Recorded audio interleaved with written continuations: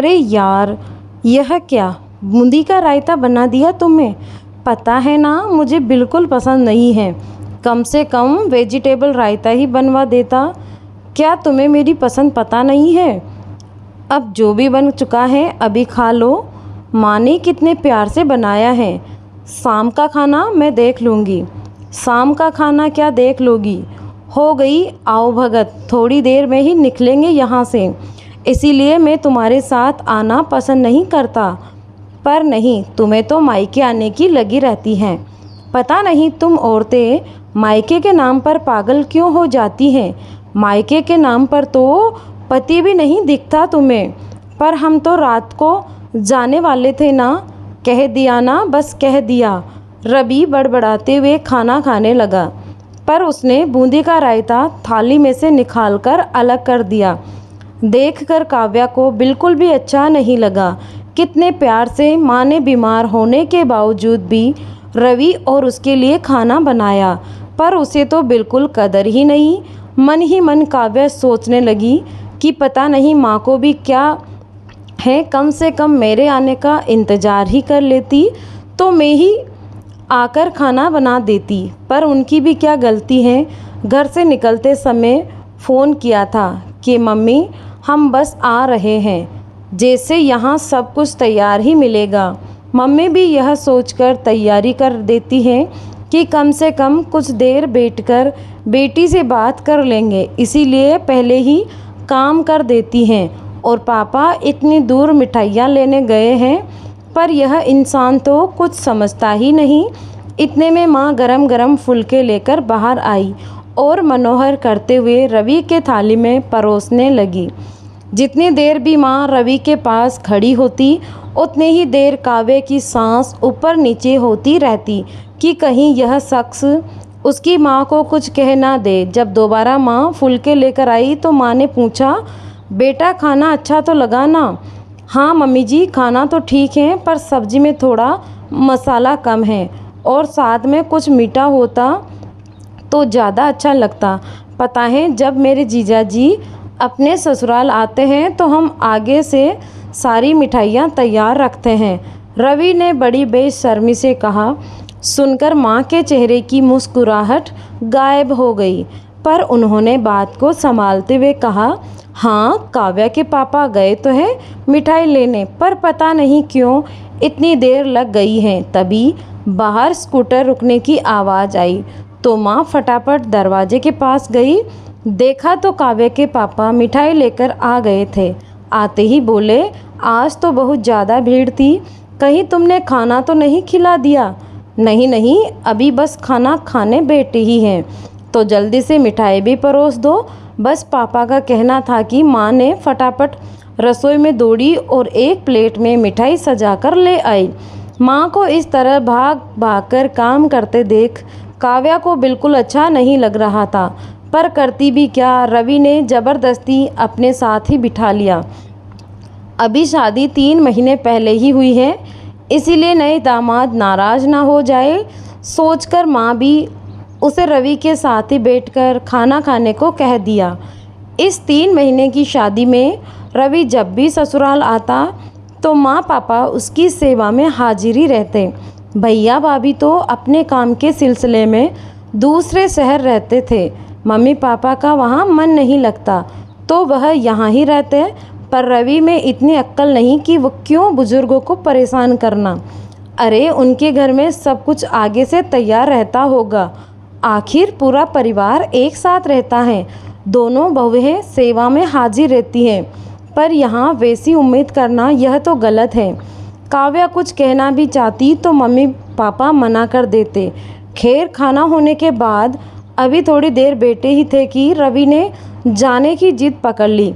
पापा मनोहर करने लगे, बेटा कुछ देर तो रुक जाओ, आज तो वैसे भी तुम्हारा संडे है। पर काम का बहाना कर रवि ने कहा वहाँ से विदा ले ली। भारी मन से काव्या रवि के साथ वापस ससुराल आ गई।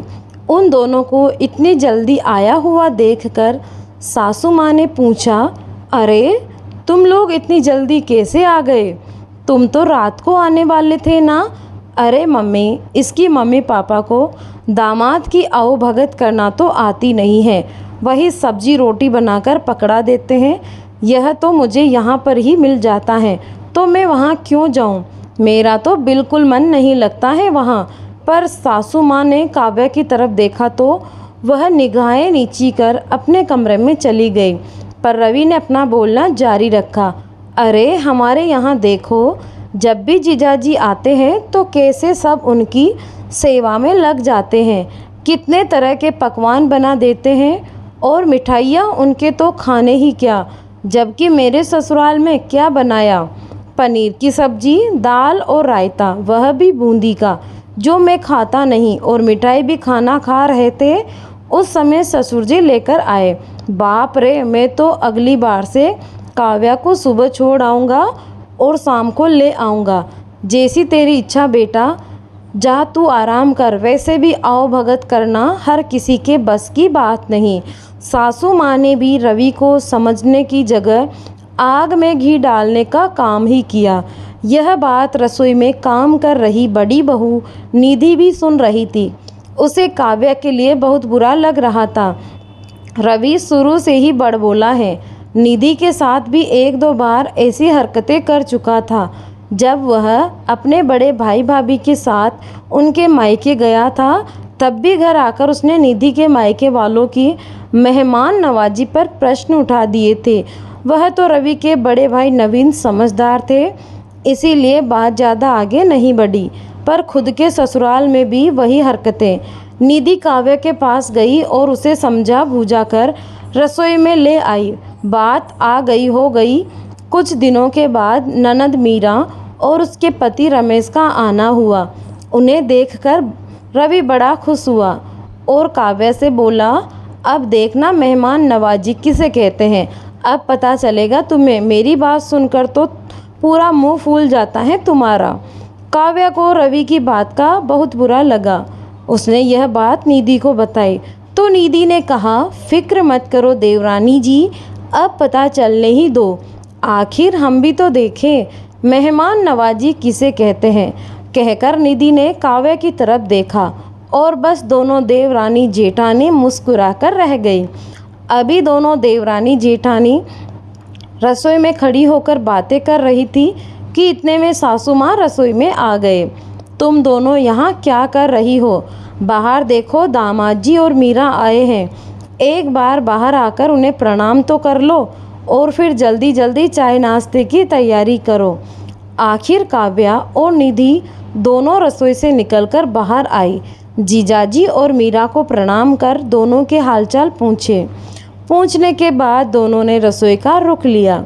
लेकिन तभी मनीष जी ने आकर सासू माँ से कहा, मम्मी जी, मुझे अभी आधे घंटे में ही अपनी ज़रूरी मीटिंग के लिए जाना है, तो प्लीज़ नाश्ता थोड़ा जल्दी तैयार करवा दीजिए। सासू माँ ने दोनों बहू की तरफ देखा। दोनों समझ गई कि सासू माँ क्या कहना चाहती हैं, इसीलिए दोनों ने आश्वासन दिया और रसोई में आ गए और लग गई दोनों नाश्ता बनाने। इतने में सासू माँ रसोई में आई। कुछ ढंग का नाश्ता बनाना। हमारे यहाँ दामाद को यूँ रूखा सूखा नहीं रखा जाता। पर मम्मी जी, इतनी जल्दी क्या ढंग का बनेगा? पोहे बना देते हैं और बाहर से जलेबी मंगवा दीजिए।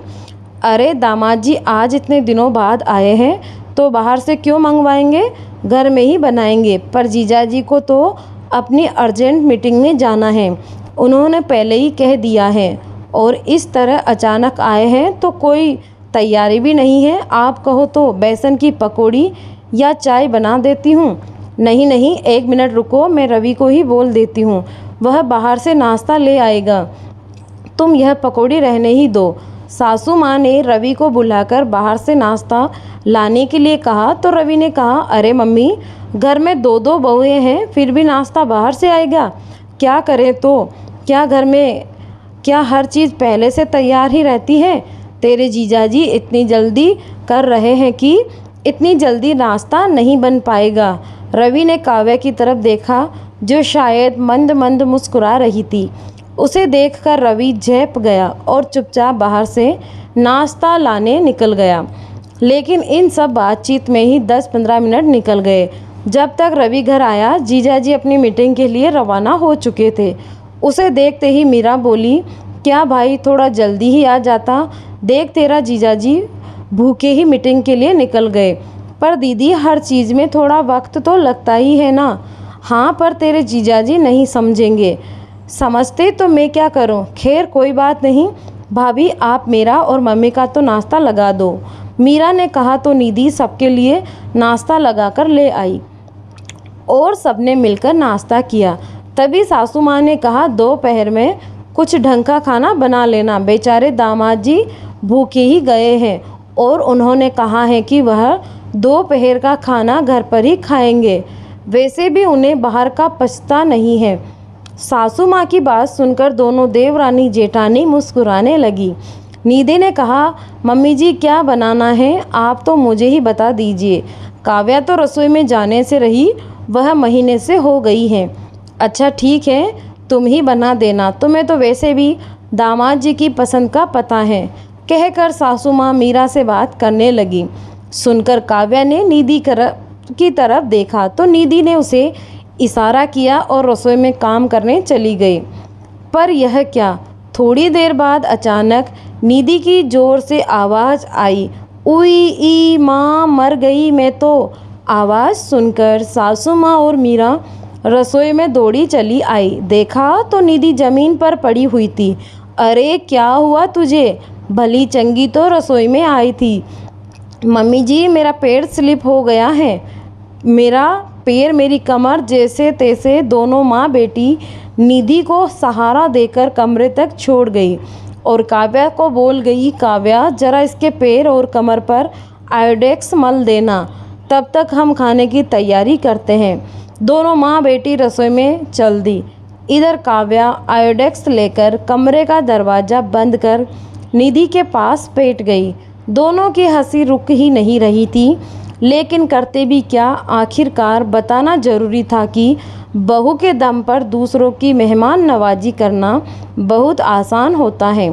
खैर दोपहर में दामाद जी घर पर आए, तब तक रवि भी घर आ चुका था। दोनों जीजा साले साथ में ही खाना खाने बैठे। इतने में मीरा ने रमेश जी को रवि को खाना परोसा। खाने को देखकर एक बार तो रवि का चेहरा ही बन गया। खाने में दाल चावल, रोटी, भिंडी की सब्जी और बूंदी का रायता था। वहीं मीठे में सूजी का हलवा था। रवि कुछ कहता इससे पहले ही रमेश जी बोले, अरे मैं यह भिंडी की सब्जी तो खाता नहीं हूँ। आज लगता है निधि यह बात भूल गई। कहते हुए रमेश जी ने भिंडी की सब्जी एक कटोरी में अलग निकाल दी। अरे निधि भाभी को चोट लग गई और काव्या भाभी रसोई में जा नहीं सकती थी, इस कारण से मम्मी ने खाना बनाया है। आज एक दिन भिंडी की सब्जी खा लो ना। मीरा ने धीरे से कहा, देख पहली चीज़ तो मैं भिंडी की सब्जी खाता नहीं हूँ, तुम्हें पता था तो तुम्हें बनवाने ही नहीं चाहिए थी। दूसरा यह क्या, सूजी का हलवा बनाकर रख दिया, मुझे इतना मीठा पसंद नहीं, इसे भी निकाल दो, रमेश ने कहा। सुनकर मीरा ने थोड़ी थलकी से रमेश जी से कहा, पतिदेव मेरा मायका आपका ससुराल है, कोई 5 स्टार होटल नहीं जहां सब कुछ आपके मन मुताबिक हुक्म करो और मिल जाए। सामने वाले की परिस्थितियों को भी समझना चाहिए। माँ ने बुजुर्ग होते हुए भी कितने प्यार से आपके लिए खाना बनाया है और वह कोई आज के ज़माने की मिठाइयाँ तो जानती नहीं है। मुझे भी ज़्यादा मदद नहीं ली। माँ ने बाहर से भी ऑर्डर करने से मना कर दिया कि आज तो दामाद जी को मैं अपने हाथों से खाना बनाकर खिलाऊंगी। और आप हैं कि मीरा के इतना कहते ही रमेश जी चुपचाप खाने लगे। हालांकि रमेश जी को मीरा धीरे धीरे बात कर रहे थे, लेकिन रवि तो पास में ही बैठा हुआ था, उसे तो सब कुछ सुनाई दे रहा था। लेकिन उसने यह सोचकर कुछ नहीं कहा कि जीजाजी नाराज़ हो जाए। वह चुपचाप खाना खा रहा था। आज उसने भी अपनी थाली में से बूंदी का रायता भी नहीं निकाला। काव्या यह सब कुछ देख रही थी और रवि उससे निगाहें नहीं मिला पा रहा था। उसे आज समझ में आया कि वह काव्या के माता पिता के साथ कितना गलत कर रहा था। तो दोस्तों, यह थी आज की कहानी। आपको कैसी लगी कमेंट में ज़रूर बताएं। धन्यवाद।